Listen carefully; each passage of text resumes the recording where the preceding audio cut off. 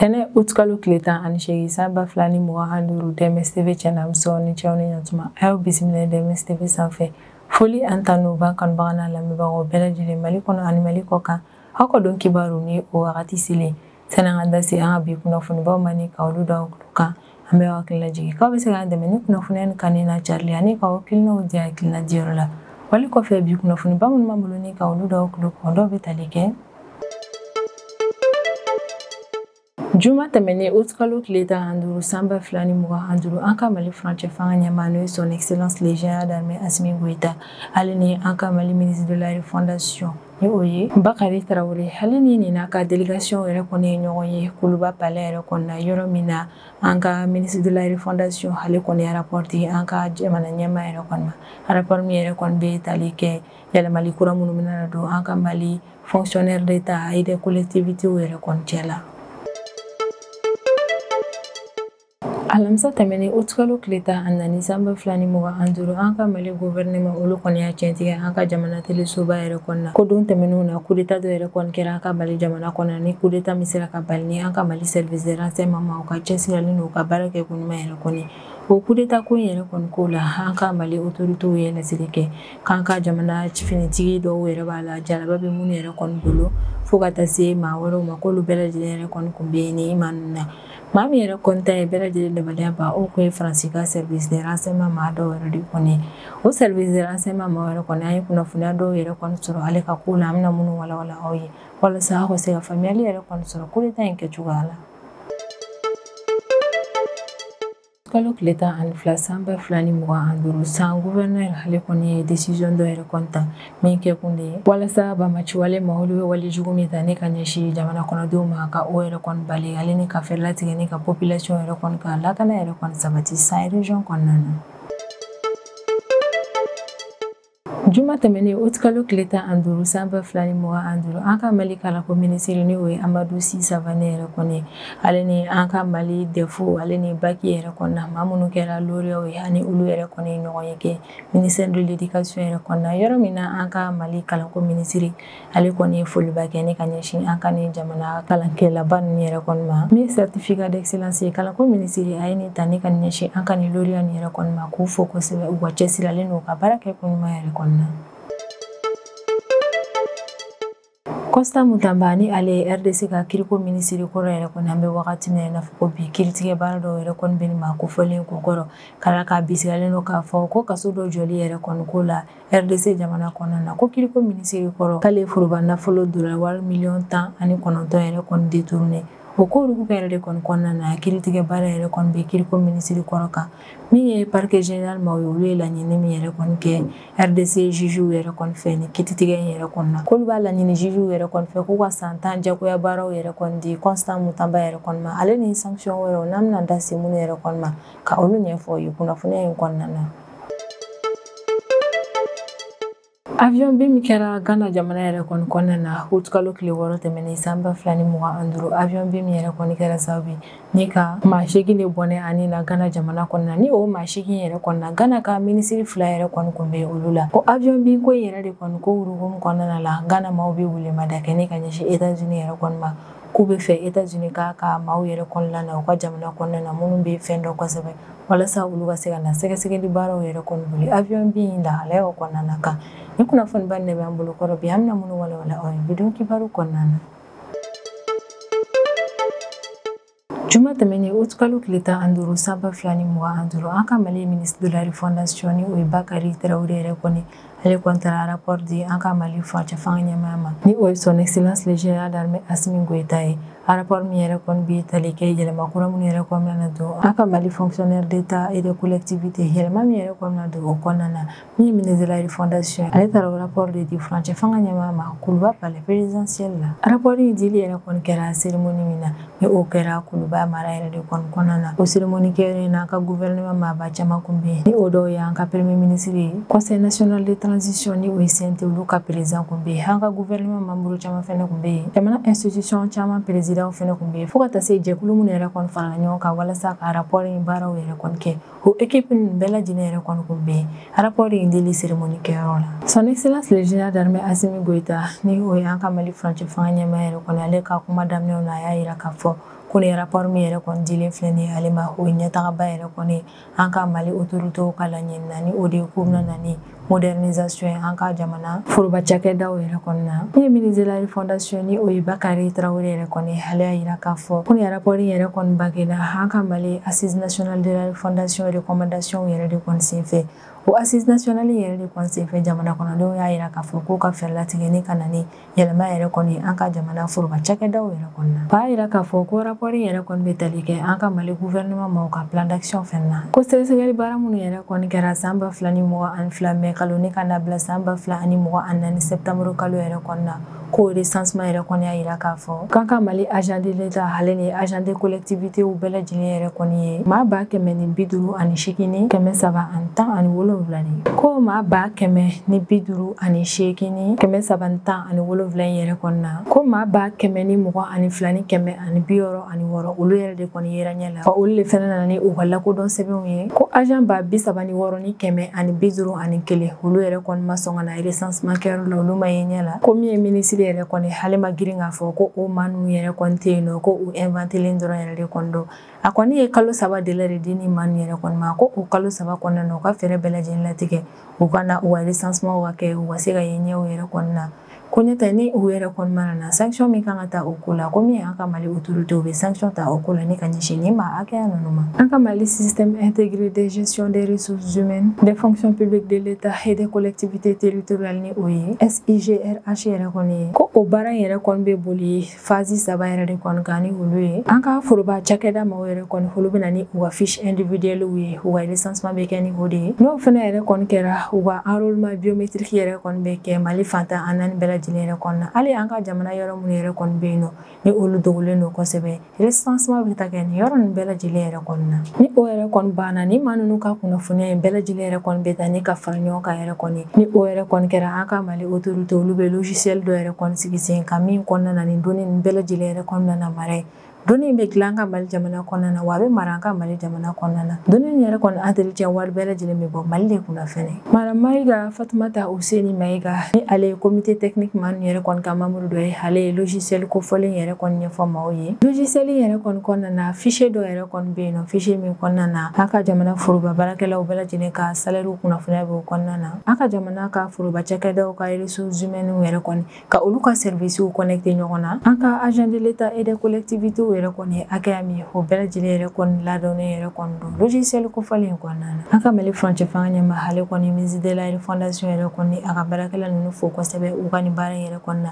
a y'a yira k'a fɔ ko ɲani nin ko in yɛrɛ kɔni kana segin kan ko majɛ dɔw yɛrɛ kɔni kun bɛ an ka foroba cakɛda baaraw yɛrɛ kɔni yɔrɔw la ko majɛw yɛrɛ kɔni kun ye an ka foroba cakɛdaw yɛrɛ kɔni na maa hakɛya minnu kun bɛ baara la yen nɔ olu kun hakɛya dɔnnen tɛ kɛrɛnkɛrɛnnenya la ko an ka foroba cakɛdaw yɛrɛ kɔni na fichier minnu bɛ yen nɔ ni sanga ani wagati olu mise à jour yɛrɛ kɔni kan ka kɛ walasa kunnafoniya kuraw ka don o kɔnɔna na ko o mise à jour yɛrɛ kɔni kun tɛ kɛ kuma bɛɛ k'an ka foroba cakɛdaw yɛrɛ kɔni ni ɲɔgɔn cɛ la connexion foyi tɛ u ni ɲɔgɔn cɛla la ko foroba cakɛda baarakɛlaw yɛrɛ kɔni ka sarako kun bɛ gérer cogo min yɛrɛ kɔni an ka jamana fantan an naani bɛɛ lajɛlen yɛrɛ kɔni na ko o kunnafoniyaw yɛrɛ kɔni kun faralen kun tɛ ɲɔgɔn kan yɔrɔ kelen na son excellence le général d'armée Assimi Goïta ka kɔrɔfɔ la k'ale yɛrɛ kɔni kelen ne ka nin majɛ nin yɛrɛ de kɔni jateminɛ ale ye laɲini yɛrɛ kɔni kɛ ko ka système dɔ yɛrɛ kɔni sigi sen kan système min kɔnɔna na ni information bɛɛ lajɛlen bɛna na fara ɲɔgɔn kan yen nɔ k'ale y'a laɲini an ka maa ninnu yɛrɛ kɔni fɛ k'u ka système yɛrɛ kɔni kɛ système lakanalen ye ko wa système baaraw bɛɛ lajɛlen ka kɛ données biométriques yɛrɛ de kɔni kan furancɛ fanga ɲɛma ale kɔni a yɛrɛ fo kosɛbɛ ni logiciel kofɔlen in dilannen yɛrɛ kɔni na an ka Mali technicien fɛ wa a bɛ sinsin ka fɛnɛ ko ministre de la refondation filɛ ni ka na ni rapport min yɛrɛ kɔni di ale ma ko recommandation b'a kɔnɔna na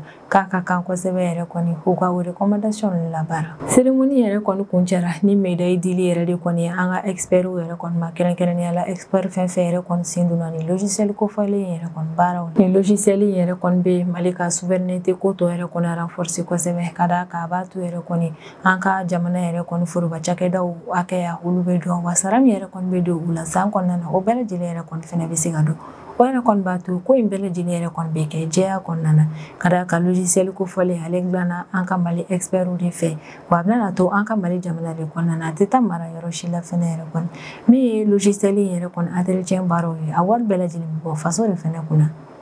an ka Mali furancɛ fanga autorité mɔgɔw yɛrɛ kɔni laseli kɛ alamisa tɛmɛnen août kalo tile 14 sanba 2025 ko coup d'état dɔ yɛrɛ kɔni kun nana kɛ an ka Mali jamana kɔnɔna na. Coup d'état min sera ka bali an ka Mali service de renseignement maaw ka cɛsiri baara yɛrɛ kɔni senfɛ. Ko coup d'état in yɛrɛ kɔni na maa minnu ye a labɛn yɛrɛ kɔni olu bɛ tali kɛ an ka Mali fintigilaka dɔw yɛrɛ kɔni jalamugu bɛ minnu bolo kosɛbɛ. Ko wa civil caman yɛrɛ kɔni donna nin baara in yɛrɛ kɔni na. Ko kun ka laɲini yɛrɛ de kɔni ni ka na ni basigibaliya yɛrɛ kɔni an ka Mali institution kɔnɔna na. An ka Mali sous sécurité nationale dɔ yɛrɛ de kɔni da se nin ko in yɛrɛ kɔni ma ne ka opération in kɛcogo yɛrɛ kɔni ɲɛfɔ. A ka kɔrɔfɔ la ko Faransi a ka service de renseignement maa dɔ yɛrɛ kɔni bila ka na an ka Mali jamana kɔnɔna na. Nka a ye nin maa kofɔlen ka nali ko yɛrɛ kɔni datugu. U ye maa kofɔlen yɛrɛ kɔni ta ni ka a kɛ Faransi ka ambassadeur ka baarakɛla de ye Mali jamana kɔnɔna na. Faransi ka ressortissant yɛrɛ kɔni tɔgɔ ye Yann Christian Bernard Vézili yɛrɛ de kɔni ye. Ko Yann Christian ale kɔni bɛ an ka Mali jamana kɔnɔna na kɛrɛnkɛrɛnnenya la Mali faaba la nin ye o san kelen. Ko diɲɛ bɛɛ ɲɛna yɛrɛ kɔni ni maa kofɔlen ale ka kunnafoniyaw yɛrɛ kɔni tɛ dɔwɛrɛ o de ye ko Faransi ka lasigiden bɛ an ka Mali jamana kɔnɔna na k'o ka secrétaire ka dankan filanan de don. Ko nka an ka Mali service de renseignement maaw yɛrɛ kɔni sera ka kunnafoniya min yɛrɛ kɔni sɔrɔ ni maa kofɔlen yɛrɛ kɔni kan o kɛra sababu ye n'u y'a dɔn k'a fɔ yɛrɛ kɔni ko nin maa in yɛrɛ kɔni nakun tɛ ambassade baarakɛla yɛrɛ kɔni k'a nakun kun ye ko wɛrɛ de ye. Yann Christian ale kun nakun kun tɛ dɔwɛrɛ ye an ka Mali jamana kɔnɔna na o de kun ye ne ka baara dɔw yɛrɛ kɔni labɛn minnu kun nana se ka kɛ sababu ye ka na ni basigibaliya ye an ka jamana institution yɛrɛ kɔni kɔnɔna na. A kun ka baara yɛrɛ kɔni kun bɛnnen don baara in labɛnni ale ni a kɛli yɛrɛ de kɔni ma an ka Mali jamana kɔnɔna na. Walasa ka se ka a ka nin walejugu in yɛrɛ kɔni labɛn Yann Christian ale kɔni i dogo yɛrɛ kɔni ne ka an ka Mali acteur politique fo ka taa se an ka jamana civil caman yɛrɛ kɔni ma ale ninnu ye ɲɔgɔn ye kɛ dogo kɔnɔna na. Ko Faransi ka ni service de renseignement agent yɛrɛ kɔni kun commencera ne ka don an ka Bamako gɛrɛn caman yɛrɛ kɔni kɔnɔna na yɔrɔ min yɛrɛ kɔni na a kun bɛ kumaɲɔgɔnya tɛmɛ ani an ka sifinnaka ninnu ni ɲɔgɔn cɛ la walasa ka se ka olu hakilinaw yɛrɛ kɔni dɔn kosɛbɛ furancɛ fanga taabolo yɛrɛ kɔni kan. Walasa ka se k'a ka laɲiniba in yɛrɛ kɔni sabati Yann Christian yɛrɛ kɔni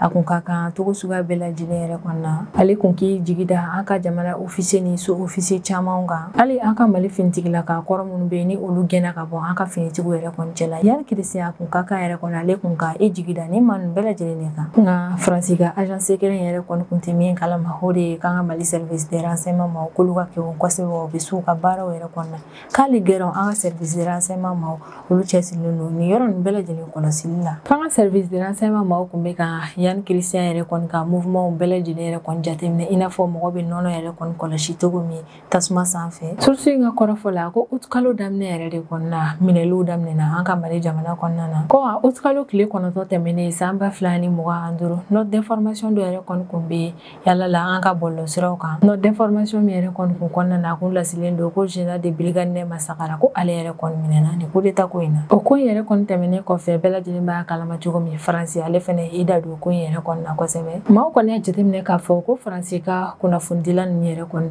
olu kun ye a lase yɛrɛ kɔni a mɛnna ko min ye général Abbas Dambele ko ale minɛna ko ka sɔrɔ général Abbas Dambele yɛrɛ kɔni kuma minɛ fɔlɔ. Général Abbas Dambele ale minɛna août kalo tile 10 min ye général de brigade Nɛma Sakara ale minɛna août kalo tile 7 yɛrɛ de kɔni. Ko nka kabini août kalo tile 10 yɛrɛ kɔni ma se ni nin don kofɔlen de la général Abbas Dambele yɛrɛ kɔni minɛna ko y'a sɔrɔ Faransi ka nin kunnafonidila nin yɛrɛ kɔni kun bɛ ka laseli kɛ diɲɛmɔgɔ ye. Ko général Abbas Dambele yɛrɛ kɔni minɛna ka sɔrɔ a kuma minɛ fɔlɔ yɛrɛ kɔni. Ko kun jumɛn yɛrɛ kɔni na an ka ni Mali finitigi ninnu ni jalaba bɛ minnu yɛrɛ kɔni bolo olu kun bɛ fɛ ka fɛɛrɛ latigɛ ni ka coup d'état yɛrɛ kɔni kɛ an ka jamana kɔnɔna na. K'u ka laɲini yɛrɛ kɔni kun tɛ dɔwɛrɛ o de ye Mali jɛɲɔgɔn kɔrɔw ni an kɛn bɛ k'an fara ka bɔ mun na an bɛ wagati min na i n'a fɔ ko bi u kun bɛ fɛ ka segin ko kura yɛrɛ kɔni ni ka jɛɲɔgɔnya tɛmɛ ani o maa ninnu ni ɲɔgɔn cɛ la cogo min an ka segin ka don o maa ninnu ka jɔ kɔnɔna na. Ko walasa o ko in yɛrɛ kɔni ka kɛ maa ninnu kun ye fɛɛrɛ bɛɛ lajɛlen yɛrɛ kɔni latigɛ ni ka an ka politique mɔgɔw fo ka taa se civiliw ma ka olu caman yɛrɛ kɔni fara ɲɔgɔn kan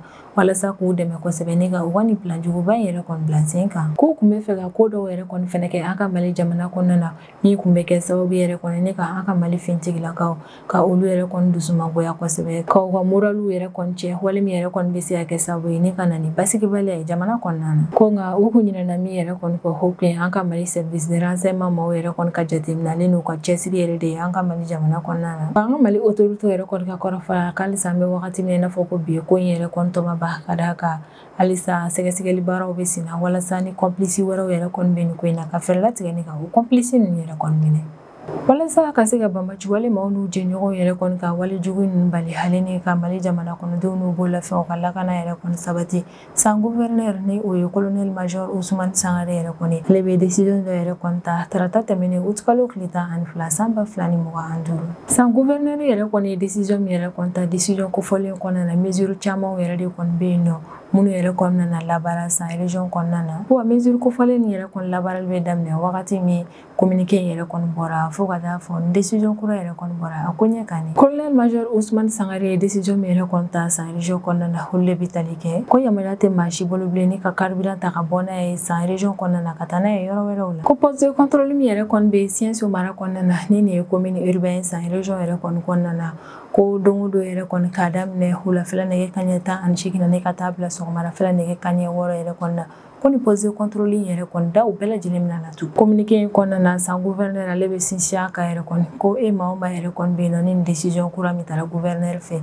e kɔni ma décision yɛrɛ kɔni bato i y'a sɔsɔ k'i k'a dɔn k'a fɔ k'i ni sanction yɛrɛ kɔni bɛ ɲɔgɔn na i n'a fɔ a fɔlen don cogo min sariya kɔnɔna na ko cercle préfet communes maires fo ka taa se an ka Mali lakana tigilamaaw yɛrɛ kɔni ka ɲɛmaa ma k'a laɲininen don olu bɛɛ lajɛlen yɛrɛ kɔni fɛ gouverneur filɛ ni ka décision min yɛrɛ kɔni ta u ka fɛɛrɛ latigɛ décision yɛrɛ kɔni ka labaara san fantan ani bɛɛ lajɛlen na ko décision kofɔlen yɛrɛ kɔni ko jija ni maa o maa yɛrɛ kɔni ma sɔn décision yɛrɛ kɔni labatoli ma fɛɛrɛ ka latigɛ sanction ka ta ni ka ɲɛsin o maa kofɔlen ma yɛrɛ kɔni na an bɛ aw la kunnafoniya ko san région yɛrɛ kɔni kɔnɔna na yamaruya tɛ maa si yɛrɛ kɔni bolo ni ka carburant yɛrɛ kɔni ta k'a fɔ k'i bɛ bɔ n'a ye san région kɔnɔna na ka taa n'a ye yɔrɔ wɛrɛw yɛrɛ kɔnɔna na ko min yɛrɛ kɔni ye Siyɛnso poste de contrôle yɛrɛ kɔni ko k'a daminɛ wulafɛla nɛgɛ kanɲɛ 18 na fo ka taa bila sɔgɔmadafɛla nɛgɛ kanɲɛ 6 yɛrɛ kɔnɔna na ko poste de contrôle yɛrɛ kɔni da u bɛɛ lajɛlen bɛ tugu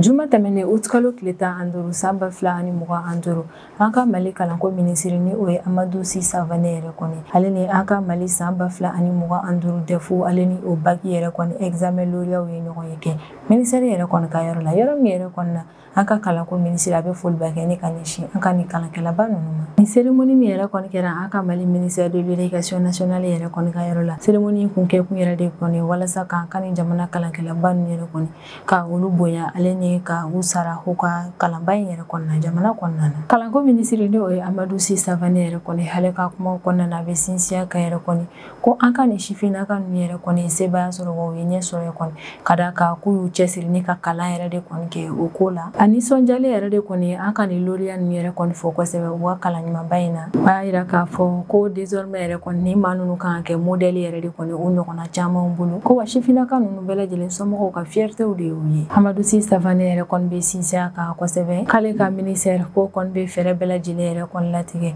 walasa min yɛrɛ kɔni k'a fɔ ko jamana kɔnɔdenw yɛrɛ kɔni bɛ kalan kɛ ko jamana yɛrɛ kɔni tɛ o bonya lasegin u ma ka o ko yɛrɛ kɔni ka fɛɛrɛ latigɛ ni ka o wuli ka bɔ yen nɔ ko olu bɛ fɛɛrɛ bɛɛ lajɛlen yɛrɛ kɔni latigɛ ni jamana kɔnɔna na minnu yɛrɛ kɔni y'u cɛsiri kalan yɛrɛ kɔni ma an ka kalanko ministère yɛrɛ kɔni o fɛnɛ bɛ bonya ale ni sarali kɛ ni ka ɲɛsin o maɲi ma Abibatu Kɔntin Kulibali ni ale de ye an ka DEF première nationale yɛrɛ kɔni ale bɛ kuma lauréat ninnu bɛɛ lajɛlen tɔgɔ la a bɛ foliba kɛ ni ka ɲɛsin an ka kalanko ministère yɛrɛ kɔni ma a ka nin kumaba ninnu fɔli la ni ka ɲɛsin olu ma a ka kuma yɛrɛ kɔni kɔnɔna na a bɛ sinsin a kan kosɛbɛ yɛrɛ kɔni ko n'i y'a ye olu ye sebaya yɛrɛ kɔni sɔrɔ ni examen nin yɛrɛ kɔni na ko yɛrɛ kɔni na foliba kan ka kɛ ni ka ɲɛsin école karamɔgɔ ale ni olu somɔgɔw de ma cérémonie yɛrɛ kɔni kuncɛra ni certificat d'excellence yɛrɛ de kɔni dilen an ka jamana lauréat ninnu ma o bɛɛ lajɛlen yɛrɛ kɔni y'a yira k'a fɔ ko u nisɔndiyara kosɛbɛ yɛrɛ kɔni ni certificat d'excellence yɛrɛ kɔni sɔrɔli la ni ka bɔ an ka ministère yɛrɛ kɔni yɔrɔ la ni an ka kalanko ministre n'o ye Amadou Sy Savané ale b'u encourager kosɛbɛ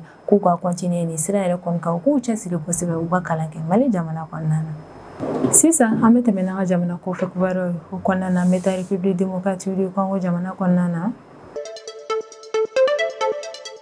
Costa Mutamba ni ale de kun ye RDC ka kiriko minisiri kɔrɔ yɛrɛ kɔni an bɛ wagati min na i n'a fɔ ko bi kiritigɛ ko dɔ yɛrɛ kɔni bɛ ale kun kɔrɔ yɛrɛ kɔni ni o bɛ tali yɛrɛ kɔni kɛ ko kiriko minisiri kɔrɔ k'a bisigalen dɔ k'a fɔ ko kasojɔ ko dɔ la RDC jamana kɔnɔna na k'ale ye $10,9 yɛrɛ de kɔni détourné faso wari la Araba tɛmɛnen Aout kalo tile 13 san 2025 Constant Mutamba ale ka audience dɔ yɛrɛ kɔni kun bɛ ka kɛ RDC ka Cour de cassation yɛrɛ kɔni yɔrɔ la audience min yɛrɛ kɔni senfɛ procureur ale bɛ laɲini kɛ juge fɛ ko kaso in yɛrɛ kɔni ko projet la min kun nana kɛ RDC jamana yɛrɛ kɔni kɔnɔna na ko Constant Mutamba ni ale u ka jamana kiriko ministre kɔrɔ yɛrɛ kɔni ko ma procédure ni si kɛ tilennenya kɔnɔna na a bɛ hakilinaji kɛ ko projet in yɛrɛ kɔni kun bɛ tali kɛ RDC maaw ka autorité yɛrɛ kɔni ka laɲini ni ka na ni modernisation yɛrɛ kɔni u ka jamana kasow kɔnɔna la ministère public yɛrɛ kɔni ka kɔrɔfɔ la ko kasojɔ ko yɛrɛ kɔni ko hukumu kɔnɔna la affaire in kun kan ka tɛmɛ institution fɛn fɛn yɛrɛ kɔni fɛ jamana kɔnɔna na ko Constant Mutamba ma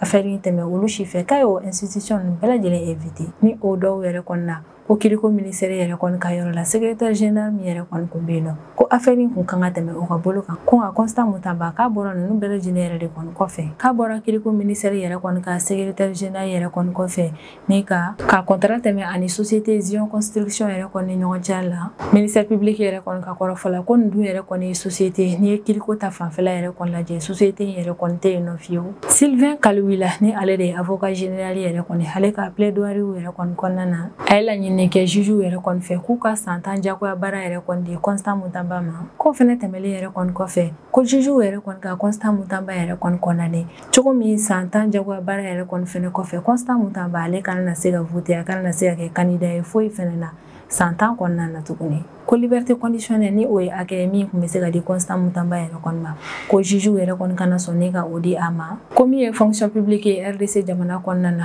ko Constant Mutamba ale kana na se k'o kɛ bilen a si tɔ kɔnɔna na RDC jamana kɔnɔna ko fonction publique yɛrɛ kɔni mana na kɛ hakɛ o hakɛ la Constant Mutamba yamaruya kana na di ale ma a ka se ka i présenter o kow la Sylvain Kalouila yɛrɛ kɔni ka kuma kɔnɔna na a bɛ hakililajigi yɛrɛ kɔni kɛ ko ni dollar wari miliyɔn 19 min yɛrɛ kɔni détourné la ko wari min yɛrɛ kɔni bilala société dɔ ka compte yɛrɛ kɔni kɔnɔna na société min yɛrɛ kɔni tɛ yen fiyewu ko siège social tɛ société in bolo wa hali baarakɛla kelen a tɛ société kofɔlen in bolo ko Constant Mutamba dun ye olu ka wari ta ni ka taa bila o société in kɔnɔna na ka sɔrɔ hali garantie bancaire t'a bolo ko baara yɛrɛ kɔni kɔnɔna na procédure minnu yɛrɛ kɔni kun bɛ sen na ko Constant Mutamba ale o bɛɛ lajɛlen yɛrɛ kɔni violé conseil des ministres ma o hama a fɔ olu ye ko marché yɛrɛ kɔni taara ni k'a di société dɔ yɛrɛ kɔni ma ka sɔrɔ a ma fɔ conseil des ministres ma o ye min ye RDC premier ministre fɛnɛ ko Constant Mutamba a ma kunnafoniya di o ma kofɔlen fɛnɛ ma ni ko in si la avocat général yɛrɛ kɔni ka kɔrɔfɔ la ko ni ye kiriko ta fanfɛla yɛrɛ kɔni lajɛ ko Constant Mutamba ale ye infraction kɛ wagati min na o kɛra wagati min Constant Mutamba ale kɔni ye wari in ta ni ka a labɔ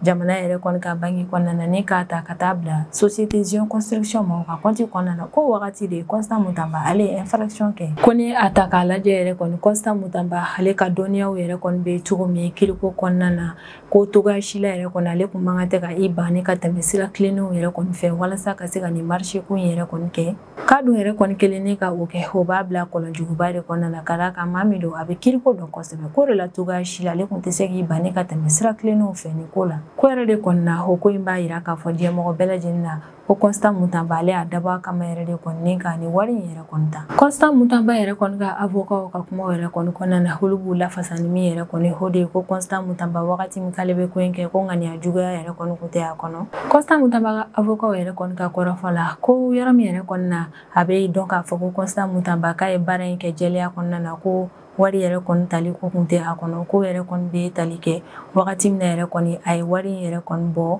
compte kɔnɔna na ni k'a bila ka taa société in yɛrɛ kɔni ka compte kɔnɔna na ko wari in tɛmɛna sira o sira yɛrɛ kɔni fɛ Constant Mutamba ale o bɛɛ lajɛlen suit wa a ye sɛbɛn ninnu bɛɛ lajɛlen copie yɛrɛ kɔni kɛ ko b'a yira k'a fɔ ko fraude kɛli ko yɛrɛ kɔni kun tɛ a kɔnɔ min ye Constant Mutamba yɛrɛ kɔni ale ka plaidoirie yɛrɛ kɔni na a y'a yira k'a fɔ k'ale yɛrɛ kɔni marala cogo min ale ni chrétienya jogo minnu yɛrɛ kɔni bɛ ale la ko kun tɛ ale permettre togoya si la yɛrɛ kɔni ni ka foroba nafolo détourné a bɛ hakililajigi yɛrɛ kɔni kɛ k'ale ye baara caman yɛrɛ kɔni kɛ jamana yɛrɛ kɔni a ye baara minnu bɛɛ lajɛlen yɛrɛ kɔni kɛ tilennenya kɔnɔna na wa ale tora jamana kɔ a kɔrɔfɔ la ko de procédure ko min yɛrɛ kɔni bɛ ale kunkɔrɔ o kiriko maaw yɛrɛ kɔni ɲɛma ko o kɛkun yɛrɛ kɔni dɔrɔn ye walasa k'ale gɛn ka bɔ gouvernement kɔnɔna na an kɔni bɛ wagati min na i n'a fɔ ko bi juge yɛrɛ kɔni ma u ka décision fɔ Constant Mutamba ka nin ko in yɛrɛ kɔni na ka ministère public ye ale ni avocat général olu bɛɛ lajɛlen yɛrɛ kɔni bɛ k'a laɲini min yɛrɛ kɔni kɛ juge fɛ o de ye ko ka san 10 jagoya baaraw yɛrɛ kɔni de di Constant Mutamba ma ale ni sanction politique ni civil caman ko ka olu bɛɛ lajɛlen fara ɲɔgɔn kan ni ka o da Constant Mutamba a ka nin ko in na Nini be dan sigi an ka bidon kibaru la an b'an kanubaga n'a lamɛnbagaw bɛɛ lajɛlen fo Mali kɔnɔ ani Mali kɔ kan an bɛ hakilina jigin k'aw bɛ se k'an dɛmɛ ni kunnafoniya ni kan n'a carili ye ani ka hakilinaw di hakilina diyɔrɔ la wale kɔfɛ an b'a fɔ a ɲɛna ko aw k'an bɛn a ɲɔgɔnna wɛrɛ ma